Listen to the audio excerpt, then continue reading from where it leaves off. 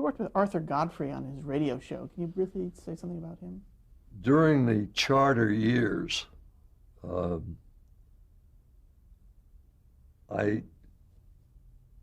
was after Leave It to the Girls expired on NBC.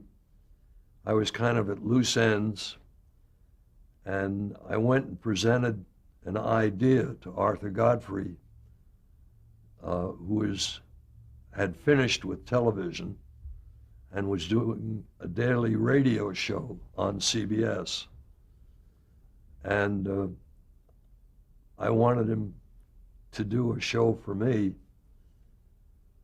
And after I presented this idea to him, which he ultimately turned down, he asked me if I would produce his radio show, his daily radio show. And at that point, I had nothing else really going except the Best on Record, which was only one show a year. I said, sure. And I became his producer for a couple of years. What was he like to work with? He was a very difficult man. He was a very insecure man who didn't believe in his own talent. He used to drink quite a lot, and when he was in his cups, he would sit and mournfully disparage himself and say, I can't play an instrument, just a guitar and a banjo, and I'm not very good at that, and I can't sing. He said, I don't know why I'm where I am. And actually, he was where he was because he had the innate ability to talk to the audience and make everybody feel, or make a lot of people feel, that he was talking directly to them as an individual. And that's a gift. But he didn't really value that gift the way he should have. Could he still turn it on when he was performing, or he was? Oh, yes. Oh, definitely. He was very good at that. But his personal relationships were very poor. He had a lovely wife and a mistress that his wife knew nothing about. And as I said, he was heavy into the booze. Why did the show end? Well, I left before it ended. Oh. But I think it ended because of his health. He had a lung cancer problem. In fact, he even had lung cancer when he was selling Chesterfield cigarettes. Is there a reason why you left? Primarily that I'd had enough of him. And also, I had an offer from the Ted Bates Advertising Agency, which is among the top 10 agencies in the country, who had just secured the Colgate account, and they needed somebody to run television programming for Colgate. And they asked me if I would do that. And I did so with a proviso that I could continue to produce the Best on Record every year. And they agreed to let me do that. So the Colgate account was basically what you did at Ted Bates? Primarily, yeah. I did some television programming for other accounts, but Colgate was the primary one. What show did they have on? Well, in daytime they had The Doctors, which I bought for them. They had been a sponsor on NBC, but they didn't own the show.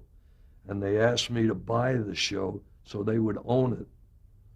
And they would then sell it back to NBC, which we did. I produced for them a Colgate Comedy Hour reproduction. Colgate Comedy Hour had been off the air for about 8 years, and they wanted a special, and I suggested doing the Colgate Comedy Hour with all of the comedians that they would have had on the show had it stayed on the air. And they thought that was a great idea. And I brought George Slaughter in to produce it as a line producer. And we did a terrific show. Now, stepping back for a second, for the doctors, why did NBC allow them to buy the show? Well, NBC didn't own the show. The show was owned by an individual who created it by the name of Orrin Tavroff. He was a writer, basically, and he placed the show with the William Morris office, who sold it to NBC, who in turn sold it to Colgate. And Colgate said, we're sick of this routine. We want to own the show. And you negotiated that? Yeah, I negotiated it. Do you remember any of the figures or anything like that? I remember a few of them. I went to Tavroff and offered him $500,000 for ownership of the show, and he agreed to it. But the Morris office said, if he sells the show, we go with the show. We continue to represent it and take 10% of the program price. And we said, oh no, how many advertisers do you represent? Well, they don't represent any advertisers. Colgate will own this show. We finally had to get the figure up and pay off the William Morris agency to get out of the picture and let Colgate own it, a little over $1 million total. Was that just for relations, or did they have some sort of contractual? Well, they represented the show through Tavroff. Mm-hmm. So they claimed they had every right to continue with the show, mm-hmm. even though Tavroff didn't own it anymore, mm-hmm. that they had placed it on NBC. And I had to bring in a couple of very special, high-powered attorneys to negotiate the deal with me. Now, how did you come to be involved with Herman Rush Associates? Well, in 1972, I decided I had enough of Ted Bates, and Herman offered me a partnership in his production company. And I agreed, and we went into independent production as partners. And we sold two situation comedies to ABC, one called A Touch of Grace with Shirley Booth, another called Love Thy Neighbor. Touch of Grace lasted 26 weeks. I think Love Thy Neighbor was on 26 weeks. And we had licensed the formats from British shows, Thames shows, through a guy named Don Tafner, who was Thames's representative in the United States. And then we did a movie for NBC called Deathstalk with Vic Morrow and Vince Edwards, Anjanette Coma, and Norman Fell. Had a good cast, one shot, 90-minute film for television. You were also involved in one of the biggest hits on television from the 70s and the 80s, Three's Company. Can you talk about how you first got associated with that? Yeah, as I said, Don Tafner had represented Thames Television in the United States. And after we made the movie, after I made it with Herman Rush, we decided to go our separate ways. We were good friends, but we'd split up. And Tafner, who we had licensed the formats from, came to me and said, I've got more formats that I'll go in partnership with you, and you present them to the networks. And one of them was a show called Man About the House.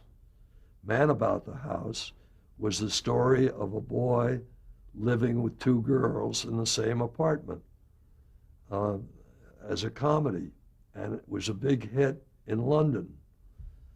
And I took that to the three networks, And each one of them turned me down because they said, you can't have a boy living with two girls on our network.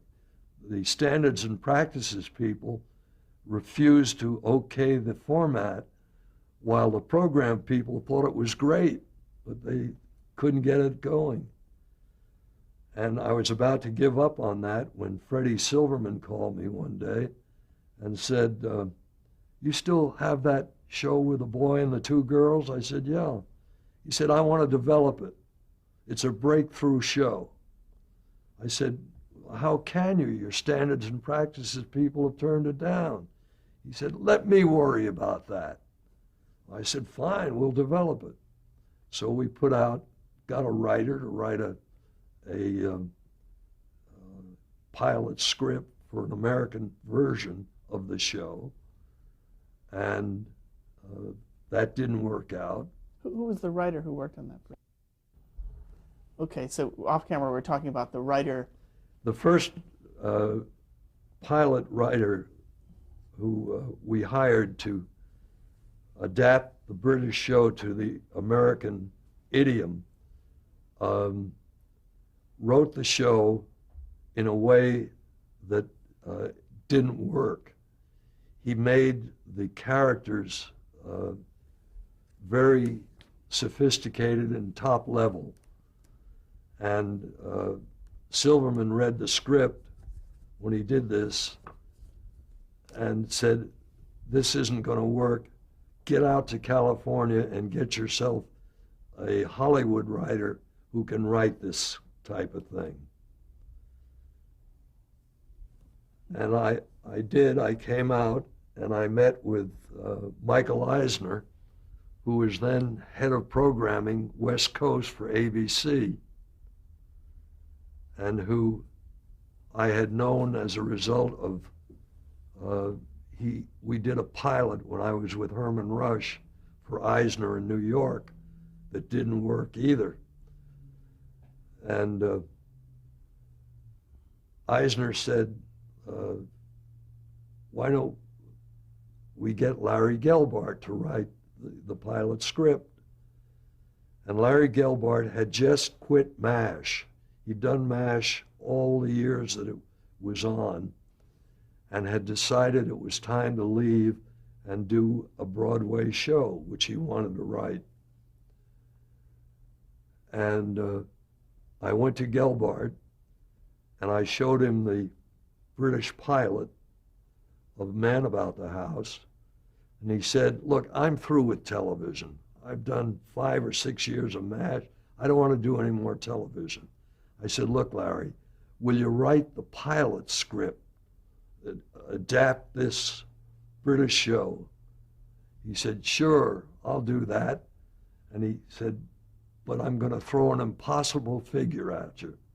I said, what's that? He said, I want $50,000 to write the pilot script. I said, well, let me see if ABC will go for it. I went back to ABC, Business Affairs. They said, no way. We've never paid that kind of money for a pilot script. About half an hour later, ABC Business Affairs called me back, George Reeves, and said, Silverman says, pay the $50,000. So I told Larry that we were going to pay him $50,000 to adapt the script, and he did. And they saw the script and decided they wanted to make a pilot, and I got Larry to agree to work with me to produce the pilot. And we had a line producer, Don Van Atta, who worked with us. The three of us produced the pilot of Three's Company. And we hired John Ritter, 2 other girls, not Joyce DeWitt and Suzanne Summers, but Norman Fell and Audra Lindley. And they were on what we call the Gelbart pilot. And when ABC saw the Gelbart pilot, they said the girls are all wrong. They're too old. We want young girls. Make another pilot, Eisner said to me. I said, we're not going to make another pilot. you have the right to pick up the show, in which case, if you pick it up, we'll change the girls, but we're not going to make another pilot. And we hit an impasse at that point. And he started calling everybody who was involved. He called Thames in London, he called Taffner, he called everybody to get them to make me reverse my position about doing another pilot. Meanwhile, I took the Gelbart pilot to CBS, and I got Bud Grant to look at it. He was then head of number 2 in programs, and he loved it. And he brought Bob Daly in, who was his boss, and he loved it too. And they gave me a letter saying, if ABC passes their option date on this pilot, we guarantee you 13 weeks on the air. And I said, lovely, give me the letter. And that strengthened my position about not doing another pilot for ABC. Was this a common thing that would happen? I don't know. First time I ever did it. As a matter of fact, when Bud Grant, who had been a personal friend of mine, said, we don't look at other networks' pilots, I said, Bud, look at this one. And he agreed to look at it. And he liked it so much, he brought in his boss to look at it. And that's when they gave me the letter. So my backbone had been strengthened by this. And I was staying in the Beverly Hills Hotel. I still lived in New York. And I got a phone call from Don Taffner, who was in Australia. He said, what's going on with Three's Company? Everybody's calling me. Thames is calling, Eisner's calling. I said, look, relax. I have a letter that says, if ABC passes their option date, we're going to CBS. Firm for 13 weeks. And I'm not going to make another pilot for ABC. And he relaxed. The next morning, I get a call from Freddie Silverman. Said, what's going on with Three's Company? I said, your man Eisner wants me to make another pilot, and I won't do it, Freddie. You don't have that right. You've got to pick up the show, and then I'll change the girls. And he said, he said, where are you? I said, I'm in the Beverly Hills Hotel. He said, so am I. What room are you in? I said, 117. He said, I'm in 118. He said, I'm going to have a man come and talk to you within the hour. We'll pick up the deal, which he did. He sent a guy in to see me, who I happen to know very well, who had worked for me at Dumont, as a matter of fact. And they picked up the pilot. And about 3 months later, I'm at a television conference in Keystone, Colorado, and I'm having dinner with Freddie Silverman and his wife. And he said, you remember when you had the room next door to me in the Beverly Hills Hotel? I said, yeah. He said, Taffner called you from Australia? I said, yeah. He said, I heard every word of that conversation, that you had a deal at CBS. He said, that's why we picked it up the next morning. So Can you imagine things like that happening? Coincidence. Yeah, but that's the way it went. What was he doing in the Beverly Hills Hotel? He'd come in from New York. He was the head of ABC television in New York, and Eisner worked for him. He and his wife were in the next room. So when it did get picked up by ABC, where did it go from there? Well, it went right into the top 10. The second show of the series was in the top 10. And we were on for 8 weeks. It was the second half of the season, and we had made a deal to, I made another pilot. We didn't call it a pilot. We called it the first show.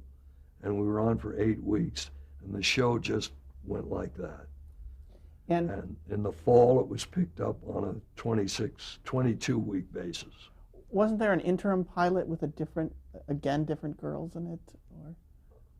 Oh no, we didn't call it a pilot. We called it the first show. We put 2 different girls in. We found Joyce DeWitt, but we did the first show, what we called the first show, with another blonde who Freddie Silverman didn't like. He said, redo that show. Did it air at all? No, no. It was then that Freddie Silverman said, I saw a girl on Starsky and Hutch last night who would be perfect for this blonde. Her name is Suzanne Summers. He said, we never heard of her, but we brought her in. She'd never done comedy, had never done a series. She'd been a half-assed dramatic actress. And our director, our creative director, took her in hand and taught her to do comedy, taught her how to time a line, how to use her body and act and so on. And we put her in, and that replaced the first show. Can we backtrack just a little, and can you talk about how you got Ross, Nichol, and West involved in the show? Yeah. When I came out here to do the show after the Gelbart pilot, ABC asked me who was going to have the creative reins of the show, who's actually going to produce it. And I had heard about Nichol, Ross, and West, who were doing the Jeffersons. They had spun that out of All in the Family, which they had produced for Norman Lear, produced and wrote for Norman Lear, and they went with the Jeffersons. And I heard about them, and I knew the man from William Morris who handled them. His name, that's awful. Anyway, I called him, and he set up a meeting for me with Don Nichol, who was sort of the head of the Nichol, Ross, and West. And I said, look, if you come in and take over the production of this show, and all the creative areas of writing and producing, we'll cut Nichol, Ross, and West in for 50% ownership. And he liked that idea, and he liked the show. Although he didn't look at the Gelbart pilot.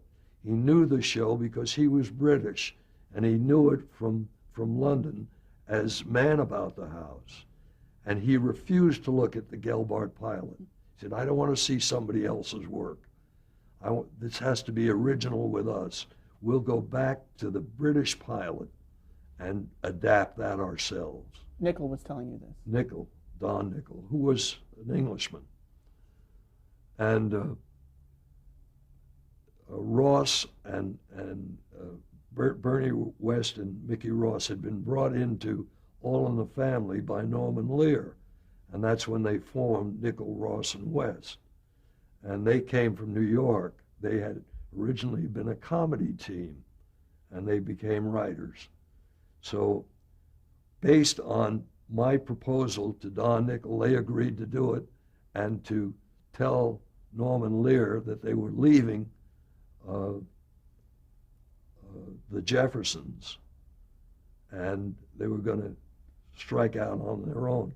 And I found out later that Norman Lear only gave them 15% of the Jeffersons, and I was offering them 50% of all of Three's Company. So the show was owned by Nichol, Ross, West, you, and Don Taffner. Right, and Thames. Oh, okay. Thames Television had a piece too. Do you know what percentage they had? Don Taffner and I'm trying to remember, we each had our 50% was cut 1/3 to Don Taffner, 1/3 to me, and 2/3 to Thames. Okay. So there, the 50% of Nickel, West, and Ross, also there was a little piece cut out for Thames out of their 50%. No. Oh, Thames just had part of our your 50%. side. Aha. Okay. Nickel, Ross, and West had a clean 50% of their own. So it was a great deal for them. Oh, made them millionaires. Now, can you explain? Can you talk about how they shared the responsibilities of the show? These three guys, their personalities. Yeah. Don Nickel was a perfect gentleman. Never raised his voice, always spoke very quietly. If somebody did something wrong, the worst he would say about them was, "That was naughty." He was the consummate English gentleman, if you will. He'd been a journalist in England, in London, and got into television there. And he came over here, and the first job he had in Hollywood was working for George Slaughter on Laugh-In as a writer. And he was a very good comedy writer.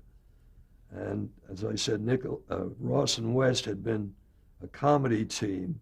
They had both graduated together from CCNY in New York and went out into the mountains doing comedy shtick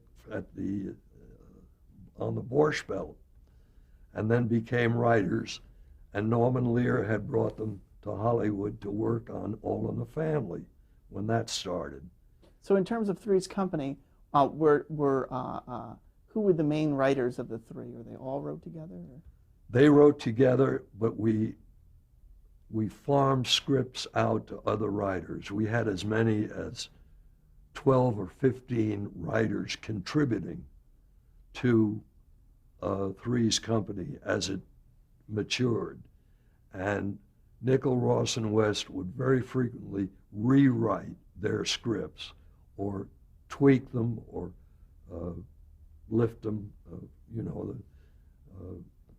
make changes that would fit the series. When you appeared on set, which of the three was sort of the in-charge person? When you appeared on the set of the show, who of the three was more in charge? Was it Don Nickel? He was the spokesman of the three. Yeah, but 2 years into the show, Don Nickel died of colon cancer, and Ross and West took over, and Mickey Ross became the Don Nickel, that role. He was the boss. Can you talk about the casting in the very beginning of John Ritter? What was your involvement with that? That was interesting, the way that happened. Gelbart, Van Atta, and I were reading people for the part. I rented an office on Wilshire Boulevard, and we were holding readings for all the parts. And we had 3 finalists for the part of Jack Tripper. One of them was Barry Van Dyke, Dick Van Dyke's son, and the other one was the son of a comedian, Lembeck, Harvey Lembeck's son. I've forgotten his first name, and John Ritter. And I happened to be at a trustees meeting of the Television Academy, of which I was a trustee. And I was sitting next to... I think we're going to have to cut here and pick it up on that next.